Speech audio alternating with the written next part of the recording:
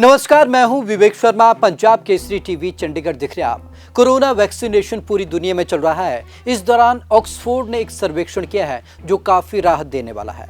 आपको बता दें कि पहला डोज जब वैक्सीन का मिलता है तो उसके 6 हफ्ते के अंदर दूसरा डोज लेने की सलाह दी जाती है, लेकिन एक्सपर्ट्स का मानना है कि इस अंतर को 3 महीने तक बढ़ाया जा सकता है। इसका सीधा असर ये होगा कि जो कोरोना वैक्सीन की सप्लाई है वो पहले से ही स्लो चल रही है, यानी कि ये जो अंतर है ये हमारे काम आ सकता है और कोरोना वैक्सीनेशन और तेज हो सकता है। तो चलिए खास रिपोर्ट में आपको दिखाते हैं कि आखिरकार ये स्टडी क्या कहती है और किस से और कैसे इस स्टडी से हमें फायदा मिल सकता है।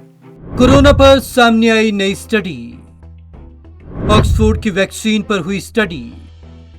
6 सप्ताह के भीतर दूसरा डोज लगाना जरूरी नहीं। 6 हफ्ते के बजाय 3 महीने का हो सकता है अंतर। इससे ज्यादा आबादी को लग सकेगा टीका। कोरोना वैक्सीन पर आई एक नई स्टडी में दावा किया गया है कि वैक्सीन के 2 डोज लगाने में 6 हफ्ते के बजाय 3 महीने का अंतर रखा जाए तब भी उसका असर बना रहेगा। ऐसी स्थिति में पहला डोज 76% तक प्रोटेक्शन दे सकता है।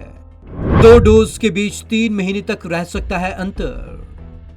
इससे जुड़े ट्रायल के रिजल्ट लेसेंट जर्नल में पब्लिश हुए हैं। इसके मुताबिक दोनों डोज के बीच का अंतर सुरक्षित तरीके से 3 महीने तक बढ़ाया जा सकता है। इस रिसर्च में ब्रिटेन के ऑक्सफोर्ड यूनिवर्सिटी के रिसर्चर्स भी शामिल हैं। उनका दावा है कि जब वैक्सीन की सप्लाई सीमित है, इस स्थिति में ऐसा करना फायदेमंद होगा। इससे देशों में आबादी के एक बड़े हिस्से में ज्यादा तेजी से वैक्सीन करने में मदद मिल सकती है।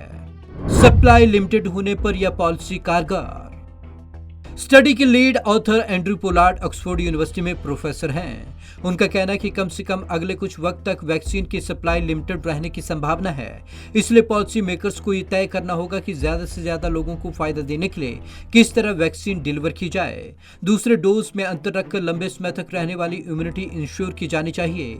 इसलिए हम सभी को दूसरा डोज लेने के लिए प्रोत्साहित करते हैं जिन्होंने पहली वैक्सीन ले ली है। वैज्ञानिकों ने असर और रिस्क दोनों को समझा। इस स्टडी के जरिए रिसर्चर्स ने दूसरे डोज में अलग अलग अंतर रखकर उसके असर और रिस्क दोनों को समझने की कोशिश की। उन्होंने 17,178 लोगों को स्टडी में शामिल किया। साथ ही ब्रिटेन, ब्राजील और साउथ अफ्रीका में किए गए क्लिनिकल ट्रायल का डेटा मिलाया। पहले डोज में दी गई वैक्सीन की कम मात्रा। रिसर्चर्स के मुताबिक इन लोगों को ऑक्सफोर्ड की वैक्सीन के 2 डोज या सेलाइन प्लाज्मा दिया गया था। ब्रिटेन में ट्रायल पर उन्होंने कहा कि पार्टिसिपेंट को पहले डोज में वैक्सीन की कम मात्रा दी गई। इसके बाद ठीक हो रहे लक्षण वाले कोरोना के मरीजों और वैक्सीन लगवाने वाले वॉलंटियर्स ग्रुप्स में तुलना की गई। एंटीबॉडी रिस्पांस दोगुना से ज्यादा मिला। वैक्सीन के 1 या 2 डोज लेने के बाद कोरोना में मरीजों की संख्या में कमी को इंडिकेटर की तरह माना गया। इससे पता चलता है कि वैक्सीन कैसे वायरस के कम्युनिटी ट्रांसमिशन को रोकने में मदद कर सकती है।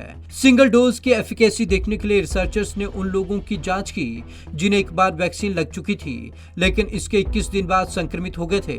वैज्ञानिकों के मुताबिक 12 या इससे ज्यादा हफ्तों के बाद दूसरी वैक्सीन लगवाने वाले लोग ज्यादा सुरक्षित रहे, बजाय उन्हें जिन्हें 6 हफ्ते के अंदर दूसरा डोज मिला था। उन्होंने कहा कि वैक्सीन के एफिकेसी रिजल्ट में पार्टिसिपेंट के इम्यून सिस्टम का भी सहारा मिला। इसमें पाया गया कि लंबे समय बाद दूसरा डोज लेने वाले लोगों में एंटीबॉडी रिस्पांस 2 गुना से ज्यादा था। एक जैसा रहा 3 महीनों तक एंटीबॉडी का लेवल। सिंगल डोज लेने के 22 दिन में 3 महीने बाद तक वैक्सीन का असर 76% रहा। मॉडलिंग एनालिसिस ने संकेत दिया कि यह प्रोटेक्शन 3 महीने में कम नहीं हुई। इस दौरान कोरोना वायरस के खिलाफ एंटीबॉडी का लेवल एक जैसा रहा। हालांकि वैज्ञानिकों ने कहा यह अभी तक साफ नहीं कि वैक्सीन के 1 डोज के साथ कब तक प्रोटेक्शन हो सकती है, क्योंकि रिजल्ट के नतीजे 3 महीने तक के हैं। इसलिए वे अब भी वैक्सीन का दूसरा डोज लेने की सलाह देते हैं।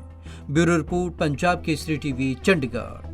तो एक्सपर्ट्स का यह मानना है कि 3 महीने के अंदर एंटीबॉडी को कोई फर्क नहीं पड़ा।